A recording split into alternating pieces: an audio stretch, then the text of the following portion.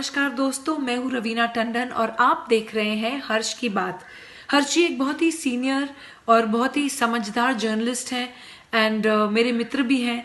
तो बहुत खुशी है मुझे आपको बताने के लिए कि उनका ये जो यूट्यूब चैनल है बहुत ही कामयाब है और उसके लिए मैं उनको बहुत मुबारकबाद देना चाहती हूँ। एंड एक चीज़ ज़रूर कहूँगी उनके लिए कि वो बहुत एक अच्छे इंसान भी हैं। इंसान होना बहुत ज़रूरी है लाइफ में, क्योंकि वो अपने आप अपनी लिखावट में आ जाता है। तो बहुत ही कम ऐसे हमारे होनहार जर्नलिस्ट रह गए हैं हमारी इंडस्ट्री में जो सोच कर और समझदारी के साथ, रिस्पॉन्सिबिलिटी और जिम्मेदारी के साथ आर्टिकल्स लिखते हैं। सो कॉन्ग्रेचुलेशंस हर्ष जी। एंड आप लोग ज़रूर देखिए, लाइक कीजिए हर्ष की बात। नमस्कार दोस्तों।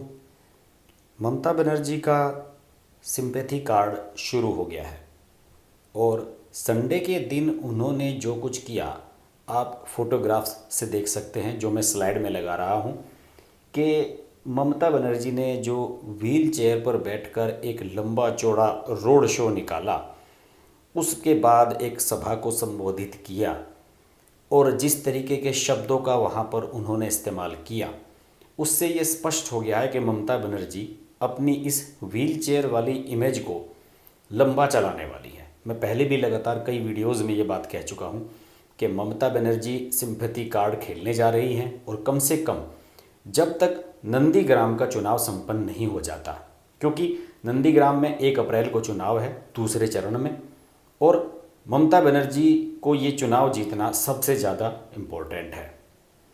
ममता बनर्जी ने जो रविवार को किया वो आप फोटोग्राफ्स देखते रहिए कि क्या क्या हो रहा है।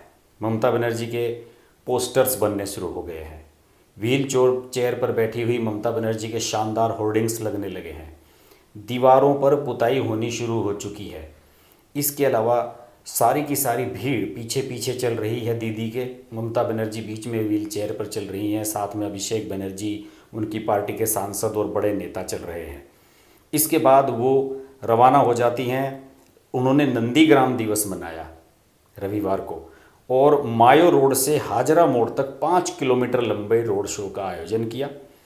और 14 मार्च को टीएमसी हमेशा नंदीग्राम दिवस के रूप में इसे मनाती है, क्योंकि 2007 में ज़मीन अधिग्रहण विरोधी आंदोलन जो हुआ था उसमें 14 मार्च को 14 ग्रामीणों की मौत पुलिसकर्मियों की फायरिंग में हो गई थी।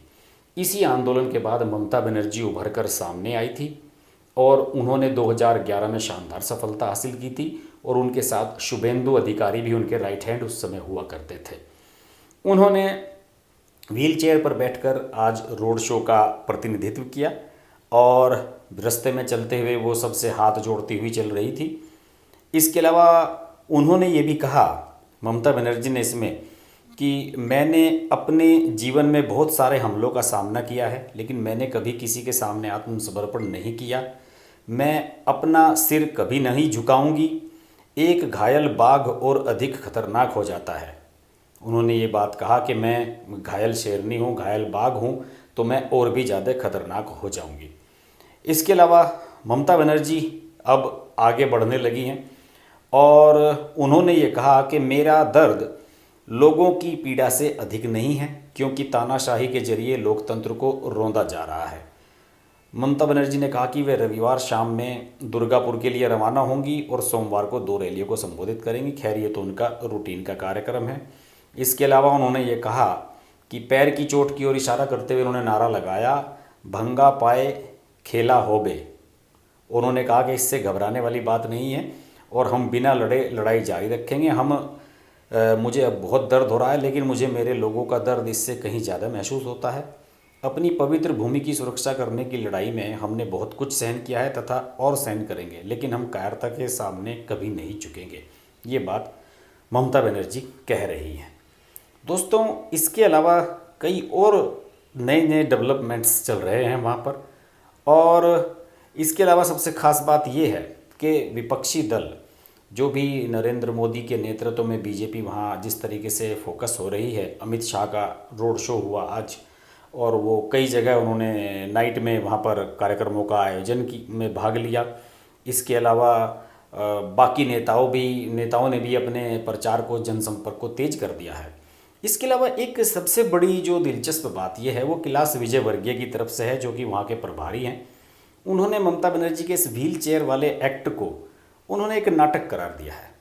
उन्होंने ये कहा है कि सभी राजनीतिक पार्टियां ये जान गई हैं कि अब हालत उन सब की खराब है, बीजेपी वहाँ पर सत्ता में आ रही है, तो इसलिए उन्होंने ममता बनर्जी पर बहुत हमला बोला और कहा कि उनका ये नाटक बहुत दिन नहीं चलेगा, लोग ममता जी को पहचान गए हैं, उन्होंने 10 साल क्या किया और अभी वो क्या कर रही हैं। जिस सहानुभूति को प्राप्त करने के लिए उन्होंने ये नाटक रचा है वो बेनकाब हो गया है और आने वाला समय बताएगा कि ममता जी कहाँ रहेंगी। इसके अलावा बीजेपी ने एक और दांव खेला है। बीजेपी ने चुनाव आयोग को एक पत्र लिखा है और उन्होंने ये कहा है कि ममता बनर्जी की मेडिकल रिपोर्ट सार्वजनिक की जाए कि उन्हें कितनी चोट लगी है, कितना फ्रैक्चर है, क्या वो वास्तव में लंबे समय तक प्लस्तर बांध के व्हील चेयर पर चलती रहेंगी। और उन्होंने ये भी कहा बीजेपी ने अपने इस पत्र में कि सच्चाई सामने आनी चाहिए, जनता और मतदाता को भ्रमित नहीं होना चाहिए। इसके अलावा केंद्रीय गृह राज्य मंत्री जी किशन रेड्डी ने कहा कि देश की जनता जान गई है कि ममता बनर्जी पर कोई हमला नहीं हुआ। वहीं इस पर चुनाव आयोग ने भी यह घोषणा कर दी कि उन पर कोई हमला नहीं हुआ, एक सिर्फ दुर्घटना थी। ये सब बातें मैं आपको कुछ पिछले वीडियोज़ में बता ही चुका हूँ। और ममता बनर्जी जो रोड शो किया उन्होंने, आज वो हजारा तक पहुँची हैं, ये आपको मैंने पहले बताया ही है। और वो सब बातें जो जिस तरह की कह रही हैं उससे ये स्पष्ट हो गया है कि अब उन्होंने सिंपैथी कार्ड खेलने का पूरा प्लान बना लिया है। उनके भतीजे अभिषेक बनर्जी भी उनके साथ साथ चल रहे थे और उन्होंने भी जो रोड शो के बाद सभा हुई उसमें बीजेपी पर ज़बरदस्त हमला बोला, ज़बरदस्त प्रहार किए। और अब सारा का सारा जो सीन है वो कुछ इस तरीके से बनता जा रहा है कि क्या ममता बनर्जी सचमुच में घायल हैं, क्या सचमुच में उनके पैर में इतनी चोट है कि उन्हें लंबे समय तक प्लास्टर बंधवा कर व्हील चेयर पर चलना पड़ेगा, या फिर एक ये पार्टी की सोची समझी स्ट्रेटजी है। दूसरी ओर एक और बहुत इंटरेस्टिंग डेवलपमेंट हुआ है। जैसे कि मैंने लाइव में बताया था अपने पिछले कि बीजेपी ने अपने 3-4 सांसदों को चुनाव मैदान में उतार दिया है विधानसभा के लिए, जिनमें बाबुल सुप्रियो प्रमुख है जो आसनसोल से सांसद हैं। और दोस्तों ये भी कहा जा रहा है कि टोलीगंज से जहां उन्हें टिकट दिया गया है बाबुल सुप्रियो को, वहाँ से ये भी माना जा रहा था कि शायद ममता बनर्जी वहाँ दूसरी सीट वहाँ से भी चुनाव लड़ सकती हैं। अभी वहाँ नामांकन की प्रक्रिया पूरी नहीं हुई है क्योंकि आपको पता है कि 8 चरणों में मतदान होना है और इसलिए जो आखिर के चरण हैं 4, 5, 6, 7, 8 चरण हैं उनके मतदान की प्रक्रिया अभी नहीं, नामांकन की प्रक्रिया अभी नहीं हुई। अभी केवल पहले और दूसरे चरण के नामांकन की प्रक्रियाएँ चल रही है। तो लोगों को ये लग रहा है बीजेपी को कि हो सकता है कि ममता बनर्जी को जब नंदीग्राम में अपनी स्थिति कमज़ोर दिखे तो शायद वो टोलीगंज से भी पर्चा भर दें।